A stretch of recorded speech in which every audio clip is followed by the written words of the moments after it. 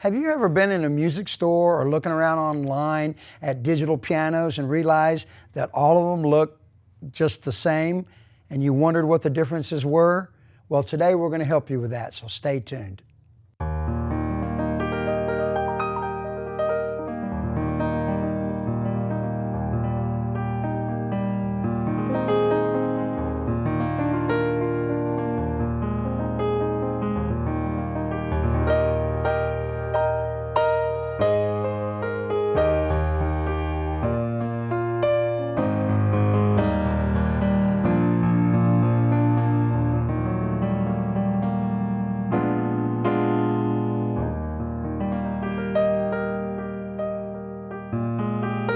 Hello everybody, it's Texas Tim Root here at Alamo Music Center in San Antonio, Texas. Hope you guys are having a great day out there. You can find us online at alamomusic.com, and today we got a great video for you, so let's get going.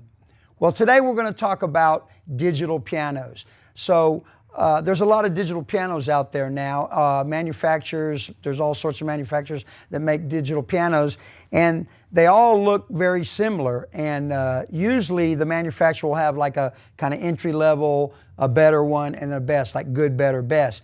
But since they look the same, they look like a piano, sometimes it's very confusing to figure out what the real differences are. A lot of times when people come into the store, they're always, ask me, what's the difference between this one and this one and this one? So today, we're going to try to shed a little light on that. We're going to use some Kawai digital pianos for example. So we're going to use two of their series, the CN-39 from their CN series and the CA-58 from their CA series. So these are both kind of mid-level digital pianos, so there's some that are a little bit lower in specifications and some a little bit higher, but they're a good representation of what you might see online or in a music store. So there's a lot of similarities between digital pianos. Number one, they all have 88 keys like a piano pretty much. If it's a digital piano, it should have 88 keys, and it should have some sort of real true weighted action. And they'll have really, really nice piano sounds on there. Some of the other things both these pianos have in common, and many others out there, are they have a great looking piano cabinet, okay? So it looks like a piano, look nice in your house or in your studio. So they come with matching benches. They have, most of them have USB and MIDI for connections to computers and applications. They have key covers to cover the keys when you're not playing. They have line ins, line outs, and headphone jacks, of course, to play in quiet. These two actually have a really cool mode called four hands mode, which means you can go into four hands mode, and if you've got two children or two people want to play at once, then it splits the keyboard. So each piano player has exactly the same octaves to play. So that's a cool feature. So those are kind of similarities. The 88 keys, really good sound, nice cabinet, connection to the computer, good warranty, and some other things. But there's differences within those parameters that set one apart from the other, because obviously there's different prices. Okay, so like this CN-39 is around, it's around a $2,700 instrument, and this one is around a $3,000 instrument, depending on the finish, but that's pretty much what they go for. So there's not that much difference, but there's some differences. So what I'd like to do is start out and just mention some of the things that you would get with this CN-39, and then later on we're going to play some examples of the different sounds and go through a couple of the functions briefly.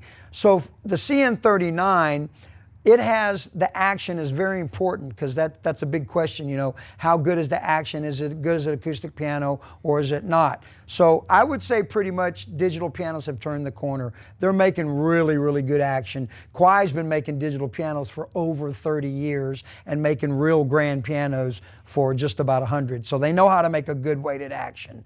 Teachers out there have really embraced them and accept them.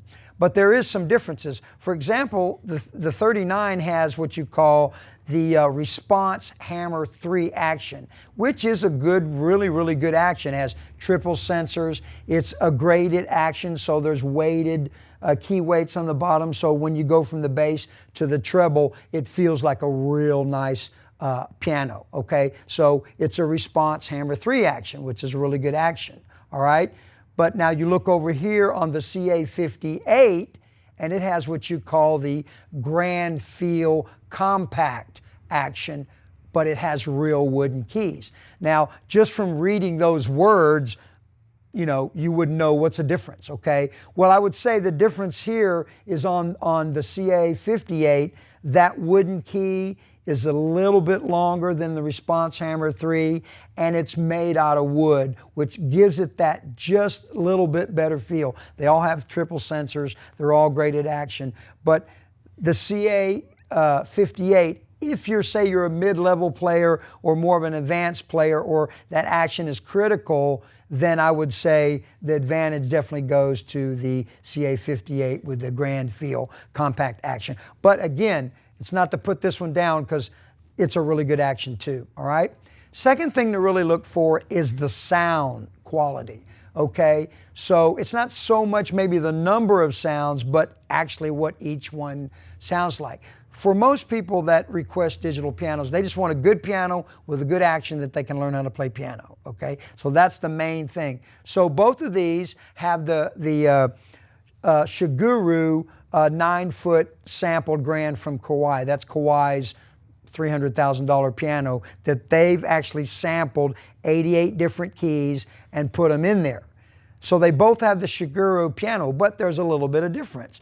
Kawai uses a technology called harmonic imaging, okay, which won't mean anything to you, but they sample it multiple times. And depending on the memory of each unit, they'll be able to get more samples in there. More samples in there means it's more realistic. So although this has a Shiguru piano in there, it's not quite as robust as this one. And when you listen to the playing examples, you'll be able to hear it, okay? So I'm pointing out the differences. I'm not saying this one isn't any good and this one is good. They're both excellent. You get either one of these, you're rocking, okay? But this one has the Shiguru in there and sounds really good, but this one is even better. A little bit better action, a little bit better sound set. Something that's kind of strange is this one actually has a lot more sounds. This one has 355 sounds. This one has 42. Okay, so this would have 42, maybe a little bit higher quality sounds, but say you need more recording or you're doing more ensemble work or you need more strings or more organs or more brass, or this has 9 drum sets. So if you maybe want to do a little bit more composing recording and you don't need that super, super high fidelity, maybe this is a better instrument for you, okay? So this one has a lot more sounds in it. Okay, they both have the Onkyo, which is a major Japanese a company that makes audio products, and they have a partnership with Kawai. So they both have the really, really nice 4-speaker systems in there from Onkyo. So they're both they both sound good. Again, this is a 40-watt system here, so it's 2 times 20 watts, 4 speakers. And boom, the CA-58 has 100 watts. Okay, there you go. There's a little bit of advantage. Now you're starting to see, even though they look pretty much exactly the same, under the hood, when you open it up, it's like, hey, there's some differences there. Okay, so those are some differences. They both basically have the same display. Okay, so you got the same display. So that's kind of even. They both have some really cool recording functions, right? So they got 2-track recorders and you can put 10 songs in there. So if you want to, say you're working on a piece and you want to lay down a track and listen to yourself play it back, they both have USB where you can actually save it to USB and get a copy of what you're playing. They both have Virtual Technician, which is a technology which you can go in there. And basically what it means is, say you take a piano sound or any other sound in there and you wanted you've got it in your living room and you want it a little bit brighter, you want it darker, you want to basically contour the sound to your liking. Well, Virtual Technician on these Kawais lets you do that, okay? They both have a lot of educational data in there. They've got all these cool Hanon exercises and Bergmuller and Scherzy, so there's a lot of educational stuff in there, which is really good for the beginner and the intermediate players. This comes in at about 119 pounds. This comes in at 161, a little bit heavier. A couple other cool features is they both have line in and line out. Okay, now that's kind of a signal you're getting to the mid-range or upper of a digital. So what that means is you have two headphone outputs, an 1/8 inch and a 1/4 inch on both of them, which means two people can put in headphones and play in quiet. But say you want it to play it in your church, or you want it to go to a PA or a speaker system, well, you can run cables out of these instruments and enhance the sound. Or say you want to bring your computer in or another mixer in and have it play through the speakers, that's where you have your line ins. So those are kind of really good features. So I would say they're both really, really good instruments. Like the CN line, I'm going to do another video that kind of focuses on that line, but the 39 is the top of the CN line, which, and then they have a 29, they have a 17, whereas the 58 is right in the middle of the CA line. They have a 48, 58, 78, and 98, okay? But I would say either one of these are great. So how about we take a listen and check out the sounds?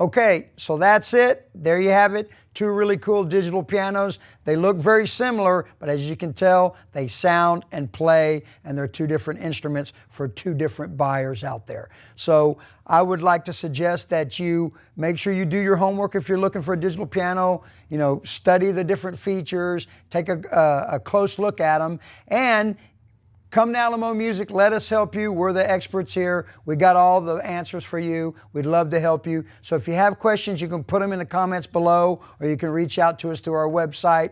I'd like to remind you, go to alamomusic.com, check it out, and remember to subscribe to our channel. Please like our videos, turn on your notifications, and remember, life is more fun when you play music, especially the piano. So until next time, it's Texas Tim Root saying so long for now. Y'all have a good day.